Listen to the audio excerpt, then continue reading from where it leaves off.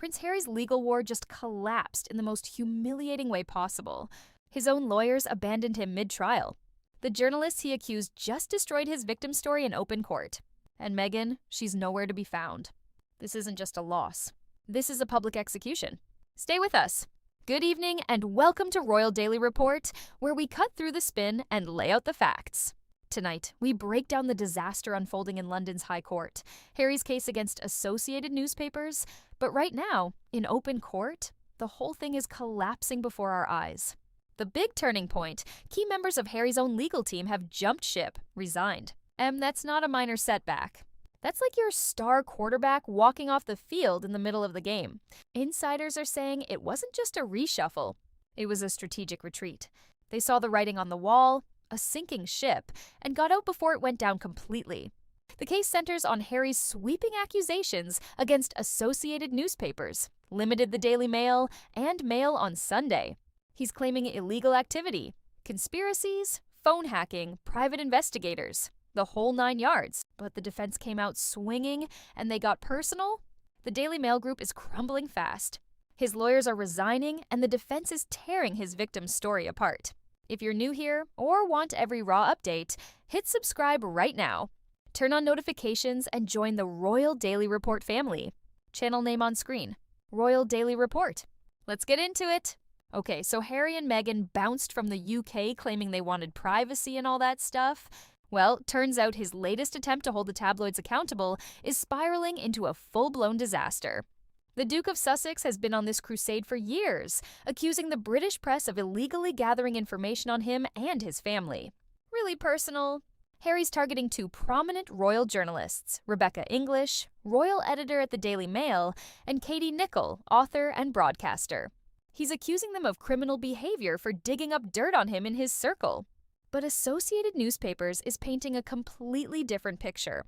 They're saying Harry isn't some innocent victim of shady press tactics. He actually participated in the circus, played the game, and benefited from it at times.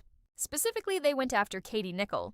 She used to be the diary editor for the Mail on Sunday and is a well-known TV talking head. The defense is claiming she wasn't some sneaky snoop. Harry himself invited her to a private party back in 2011 at Kensington Roof Gardens.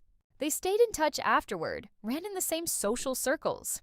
That's a far cry from a criminal conspiracy, isn't it? And Nicholl's response was blunt. No, Harry, you invited me to come and party with you. Ouch, that stinks. It completely undermines his victim narrative and makes it look like he's got a personal vendetta against someone he actually knew and socialized with. The case against Rebecca English is similar. Harry's lead lawyer, David Sherborne, tried to show an email from 2010 where English was supposedly trying to get flight details for Harry's then-girlfriend, Chelsea Davy, from a private jet company. Sherborne argued it proved she was using illegal methods, but the defense shot that down too, saying the email didn't prove anything criminal. They pointed to English's long, legitimate career as a journalist and her professional access during Perry's time as a working royal. The combined effect is devastating for Harry. It humanizes these journalists, makes them seem like they're just doing their jobs. And it makes Harry look like he's on a personal witch hunt, exaggerating things, and blurring the lines between normal journalism and actual criminal activity. It's because they think their clients' instructions are unsustainable or the evidence has completely fallen apart. They're not abandoning the law. They're abandoning Harry's version of events.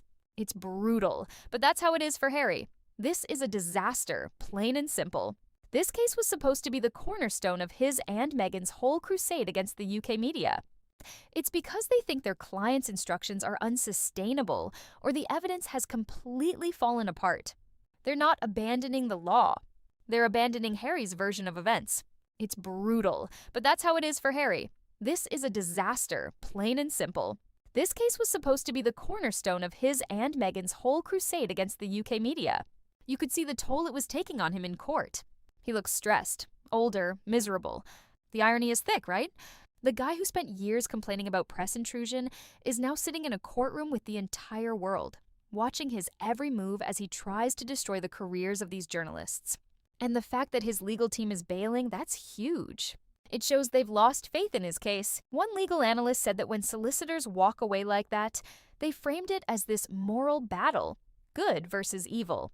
But if it collapses, it's more than just a legal defeat. It's a huge symbolic blow. It undermines his credibility, makes him look like he's just a whiner who can't handle the press.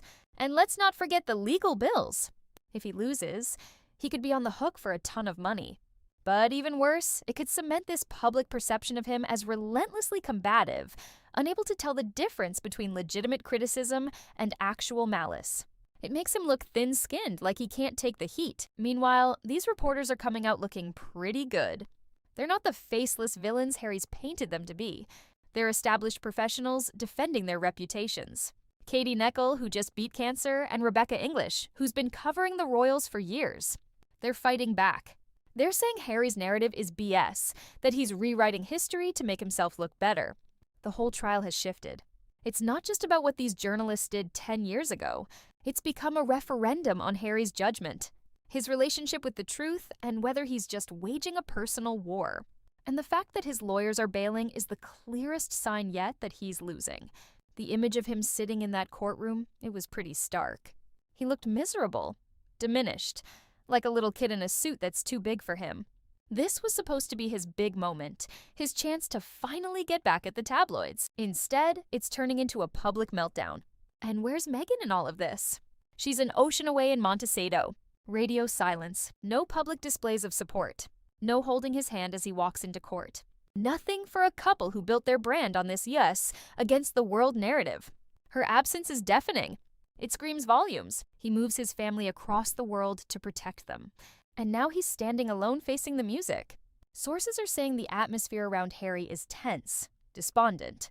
The legal team's resignation wasn't just a tactical setback. It was a vote of no confidence. They're basically saying his case is a loser. This leaves him exposed, not just legally, but emotionally. His misery in court isn't just about the tough questions he's facing.